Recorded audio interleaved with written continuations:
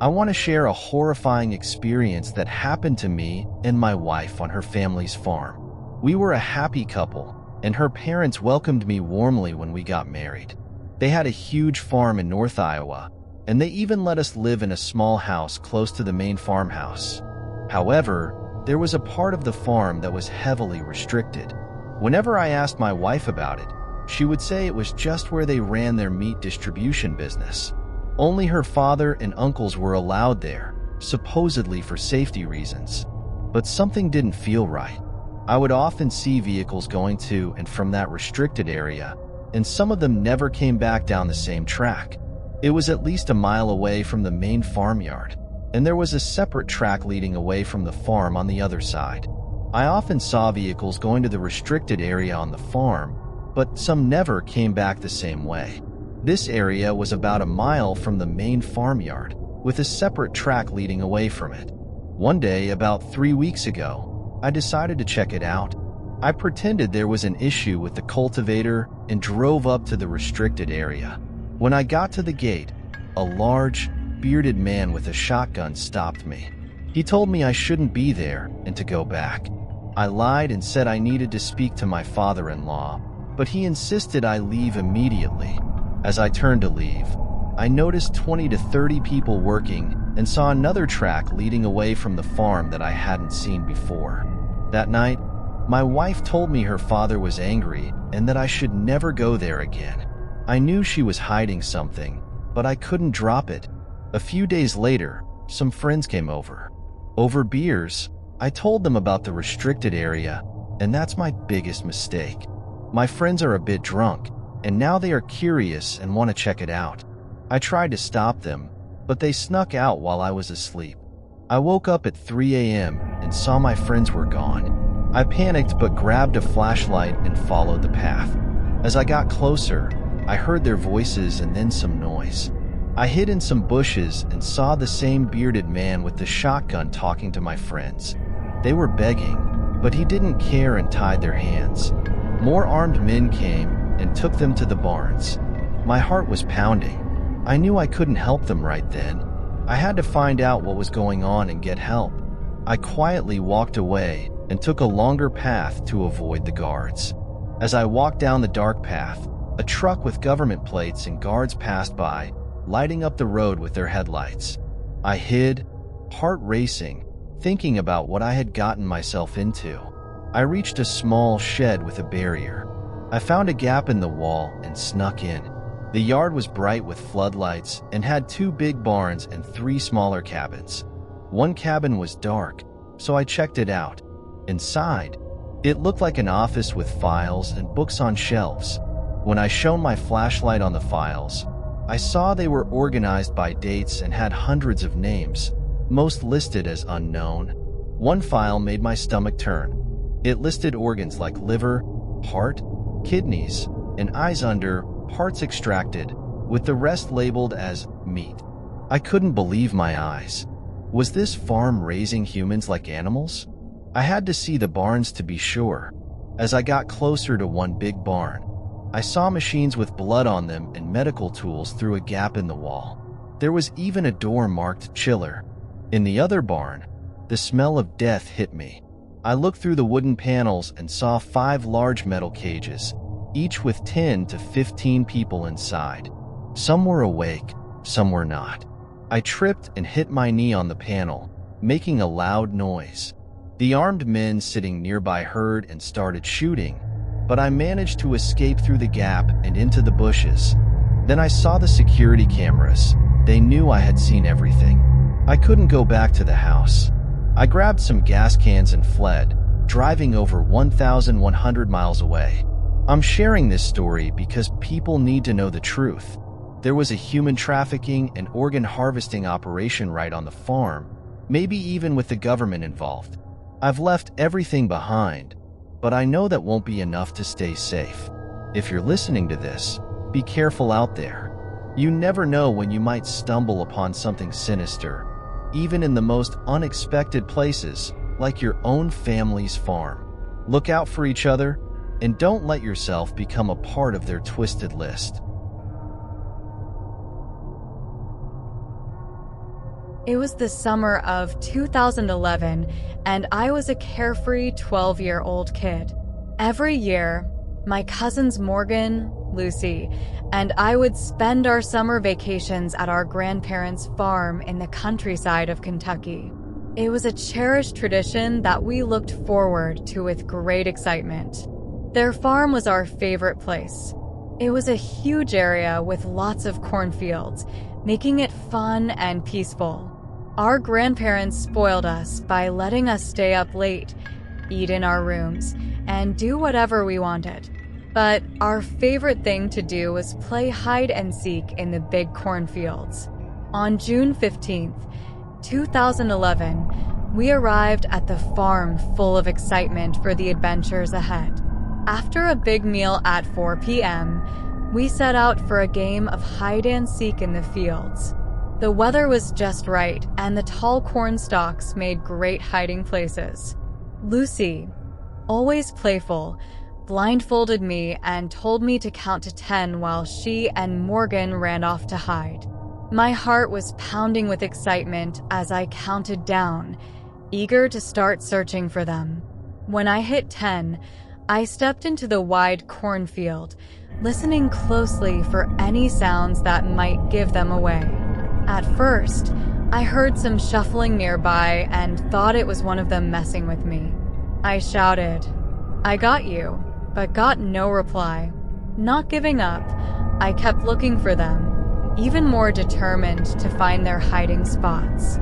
As I walked deeper into the field, the sounds got quieter, and I started to feel really lost and alone. Everything around me looked different, like a maze made of tall corn.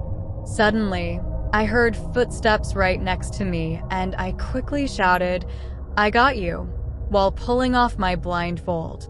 But there was no one there. I was all by myself, surrounded by silence. It was getting dark and the field felt spooky. I yelled for Morgan and Lucy as loud as I could, but there was no answer. I started to panic, realizing I couldn't find my way out. The corn was everywhere, and it was too tall for me to see over. I was just 12 and not very tall. I couldn't even see my grandparents' house anymore. I ran aimlessly. My heart started pumping loudly as fear gripped me. It feels like the corn stalks are trapped inside me because everywhere it looks the same.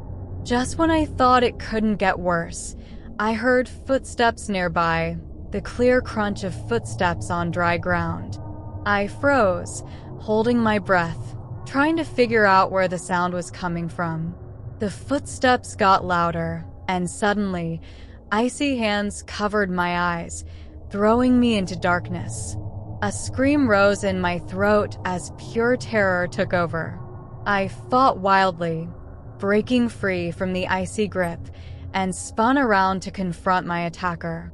Standing before me was a tall, scary-looking man in a black jacket. He loomed over me, his face marked with scars and a deep, blue wound on his cheek. Dirt streaked his face, giving him a ghostly look. In that moment, fear twisted my stomach into knots, and I shook uncontrollably. The man stayed quiet, his lips slowly forming a creepy smile that made me shiver. It wasn't a happy smile. It looked evil, filled with bad intentions. Then I realized it was the same man I'd seen before, the one I'd thought was my cousin's. I was so scared that my voice shook when I asked, "Who are you?" Without saying a word, he jumped at me, gripping my hand tightly. I couldn't resist his strength as he pulled me down, scraping my knees on the rough ground, leaving scars that still haven't faded. As I tried to get up, he reached out with long, twisted nails covered in a dark substance I didn't want to know about. In that terrifying moment, I summoned all my courage and pushed him away with all my strength. I ran as fast as I could, knowing my life depended on it. Adrenaline drove me forward, and somehow, I managed to find my way back to my grandparents' house safely. My heart raced as I neared their familiar faces, my grandparents and cousins searching desperately for me. I couldn't speak. I could only cry as I told them what had happened. Without hesitation, my brave grandfather grabbed his shotgun and headed into the cornfields, determined to confront the danger that had threatened his grandson. We waited in silence, and then we heard the sharp crack of gunshots, breaking the eerie silence.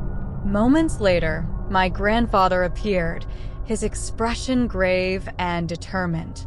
In a chilling tone, he said, "I got him. Call the police."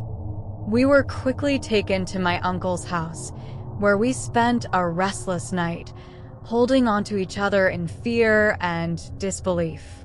It was later revealed that the man was a registered ex-offender who lived nearby, a predator my grandfather had recognized from his past transgressions.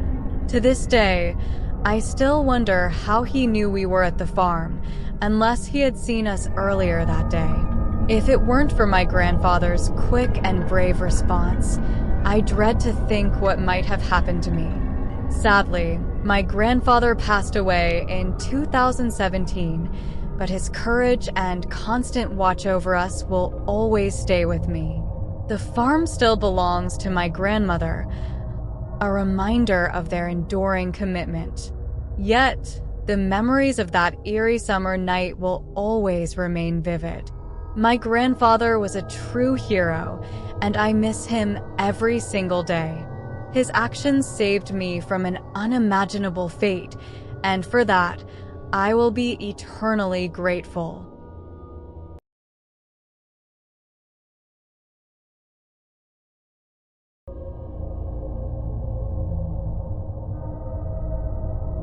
My name is John and I have a 10-year-old daughter named Lily.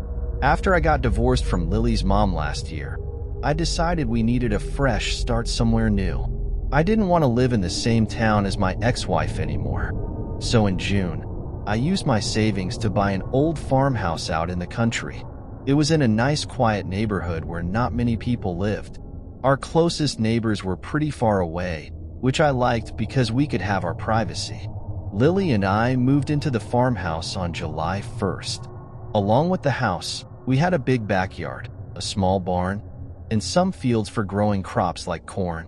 I also bought some farm animals, a few chickens, a cow, and a pig. Lily loved having all the animals around. Everything seemed perfect for that first week.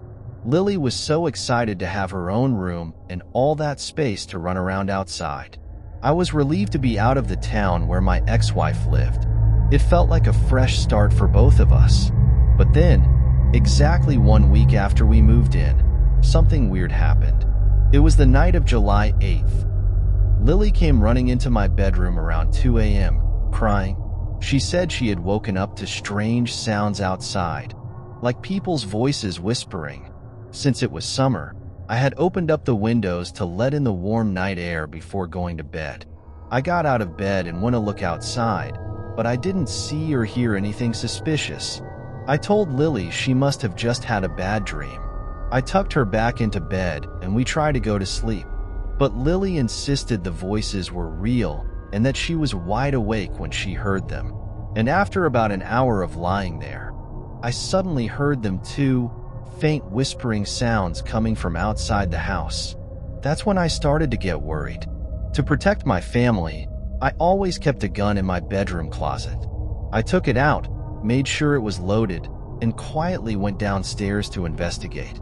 I looked out the front windows first but didn't see anything. Then I went around to the backyard.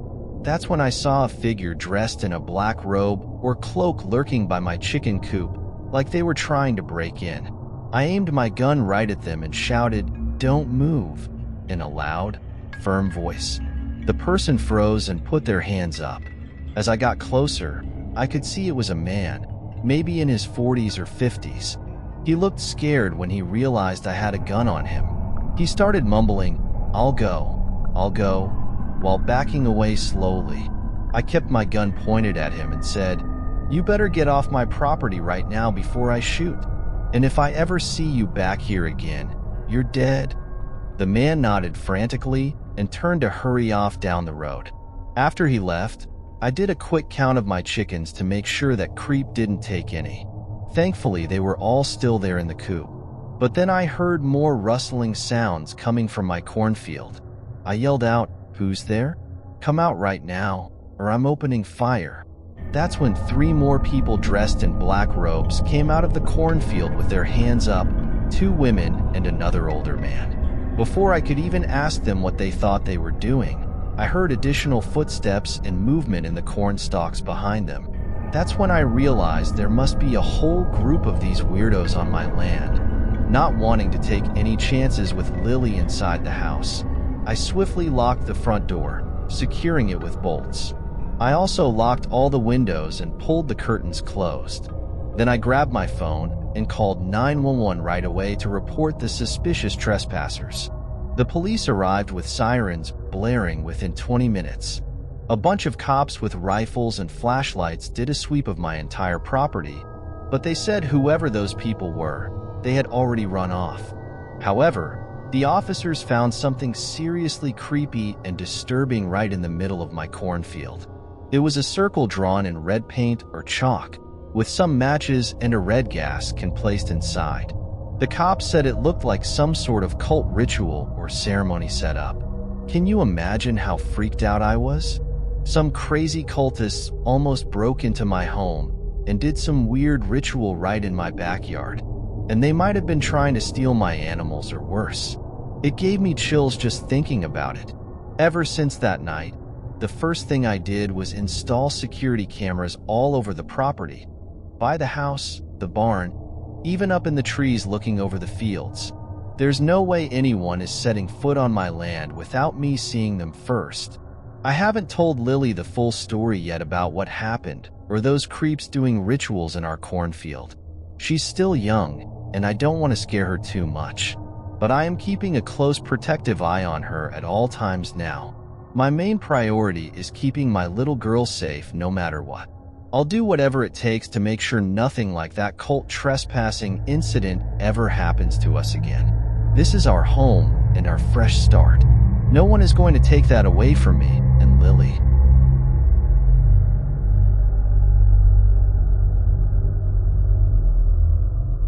I was 17 years old when this happened. It was 3 years ago. I had a job delivering pizzas at an old pizza place near my town. My town was a nice place where rich people lived, but there were also farms and areas where people who didn't make a lot of money lived nearby. The pizza place had been there for 20 years.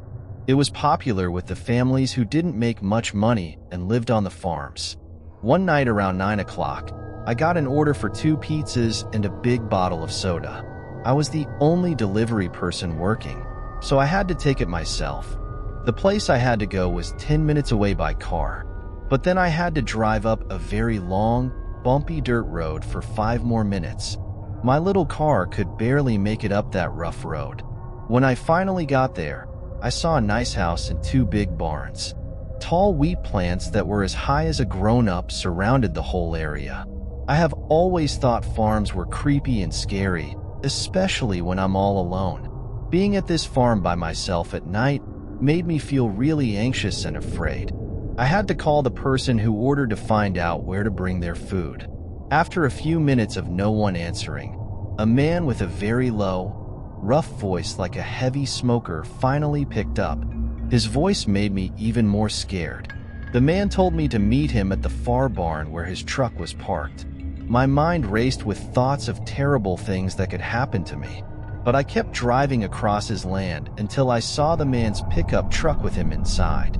Instead of getting out, I called him and asked how to give him his food since he had already paid with a card. With that same scary deep voice, he told me to put the pizzas and drinks on the truck bed. Shaking with fear, I did what he said.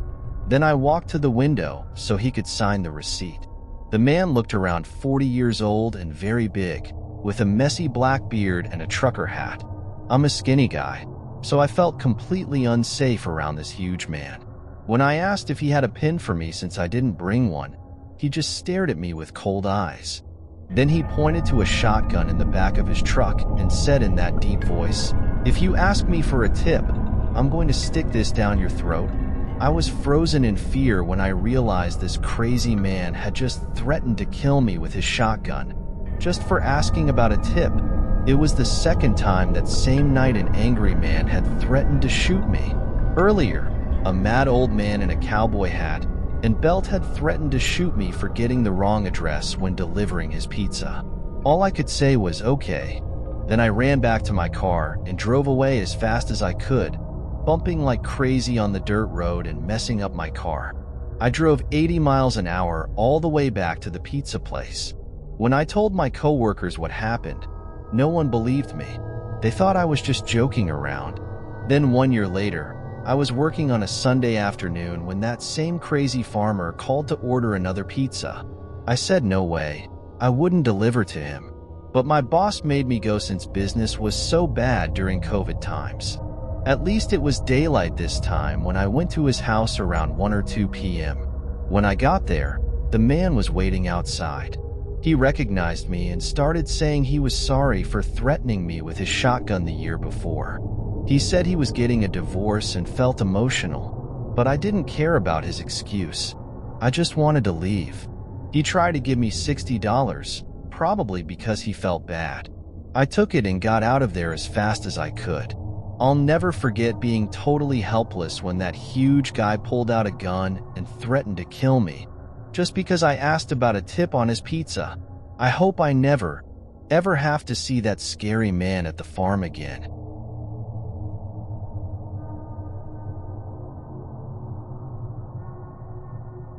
I got married when I was 19 years old. Me and my husband didn't know what to do with our lives. We stopped going to college because our little apartment was too expensive. We thought it would be fun to travel and go on adventures before settling down somewhere. We found a message online from a man who needed workers at his horse ranch. He said we could live and eat there for free if we did work on the ranch. He also said he would teach us how to build things out of wood and metal, which sounded cool. There were pretty pictures of a big log cabin he built himself. He said we could have our own big bedroom there. The pictures also showed other people living at the ranch. When we messaged him, he kept saying we instead of I. Everything seemed totally real, so we bought plane tickets to go there. But when we got to the ranch, there was no one else around, just this one man who was in his 60s. He looked strong, but there was something not right about him. One of the first things he said was, "I never judge people for their past. Do you believe people can change?" That was a weird thing for him to say. He took us grocery shopping and told us to get whatever food we wanted. But it felt like he was being too nice in a fake way. Then we started noticing really strange things. The bedroom he made for himself had a door to the only upstairs bathroom, but that bathroom door couldn't lock from the inside. He would invite us into his room where he had an old video camera with about 30 little tapes all around. He always talked about how much he loved Japanese people. He said some Japanese girls had stayed with him at the ranch before. He also mentioned that other workers had left suddenly without warning.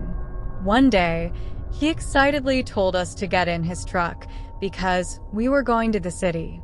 But the city was really far away in the middle of nowhere. When we got there, he told us to walk around and ask other young people to come work at his ranch. We are both shy people, so we felt weird about asking strangers to come with us.